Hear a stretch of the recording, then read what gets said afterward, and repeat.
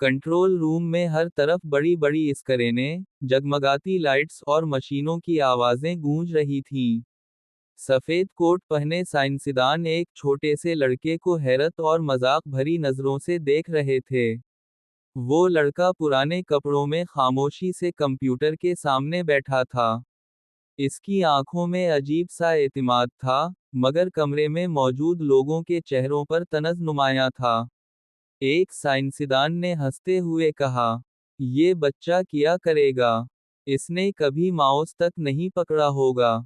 सब लोग हंसने लगे, मगर लड़का खामोश रहा। उसका नाम आमिर था। आमिर एक गरीब गांव से ताल्लुक रखता था जहां बिजली भी कभी कभी आती थी। उसके वालिद एक मजदूर थे और माँ घरों में काम करती थी। आमिर को बचपन से ही मशीनों और कंप्यूटर्स से दिलचस्पी थी, लेकिन गुर्बत ने उसे कभी ये मौका ना दिया कि वो किसी अच्छी जगह तालीम हासिल कर सके।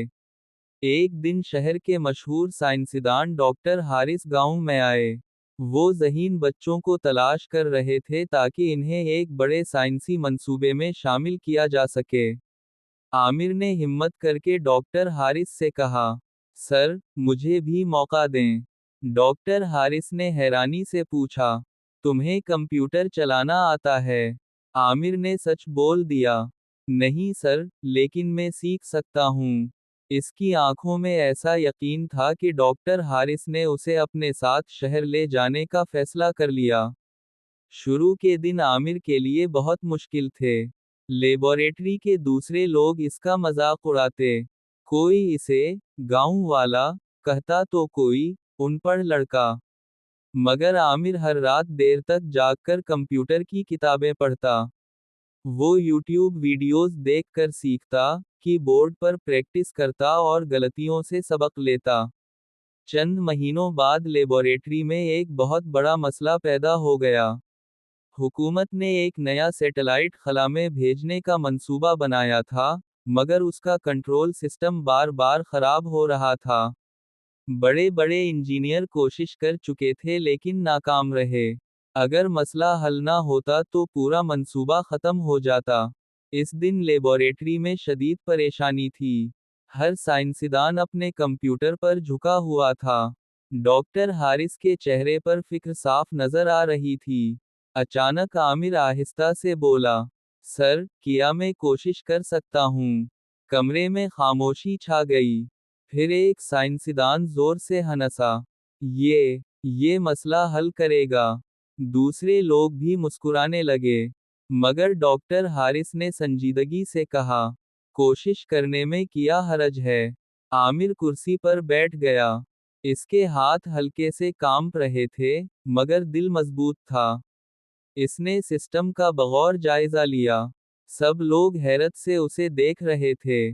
चंद मिनट बाद आमिर ने कहा, सर, मसला प्रोग्राम में नहीं, पावर सिग्नल में है। जब सिग्नल कमजोर होता है तो पूरा सिस्टम रुक जाता है। साइंसदानों ने फौरन चेक किया तो वाकई यही मसला था। सब दंग रह गए। आमिर ने न सिर्फ खराबी पकड़ी बल्कि इसका हल भी बता दिया। चंद घंटों बाद सैटेलाइट का सिस्टम कामयाबी से चल पड़ा। पूरे कंट्रोल रूम में खुशी की लहर दौड़ गई। वही लोग जो आमिर का मजाक उड़ा रहे थे, अब हैरत से उसे देख रहे थे। डॉक्टर हारिस की आंखों में फख्र था। इन्होंने आमिर के कंधे पर हाथ रखा और कहा, बेटा, इंसान की काबिलियत कपड़ों या अमीरी से नहीं पहचानी जाती। तुमने आज सबको ये सबक सिखा दिया। आमिर की आंखों में आंसू आ गए। उसे अपने वालिदैन याद आ गए जो गांव में सख्त मेहनत करते थे। उसने दिल में अहद किया कि वो एक दिन अपने गांव के बच्चों के लिए ऐसा स्कूल बनाएगा जहां गरीब बच्चे भी बड़े ख्वाब देख सकें। कुछ साल बाद आमिर एक मशहूर कंप्यूटर इंजीनियर बन गया। इसने न सिर्फ अपने मुल्क बल्कि दुनिया भर में नाम कमाया। मगर उसने कभी अपनी पुरानी जिंदगी नहीं भुलाई। उसने अपने गांव में एक जदीद स्कूल और कंप्यूटर लैब बनवाई ताकि कोई दूसरा बच्चा सिर्फ गुर्बत की वजह से पीछे ना रह जाए। स्कूल के इफ्तिताह के दिन आमिर बच्चों के सामने खड़ा था।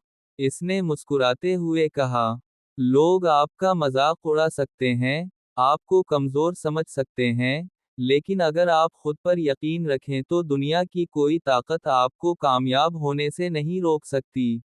بچے تالیاں بجانے لگے۔ عامر نے آسمان کی طرف دیکھا اور دل ہی دل میں شکر ادا کیا۔ اسے وہ دن یاد آ رہا تھا جب لوگ ہنس کر کہتے تھے، یہ بچہ کیا کرے گا؟ اور آج وہی بچہ ہزاروں بچوں کے خوابوں کی امید بن چکا۔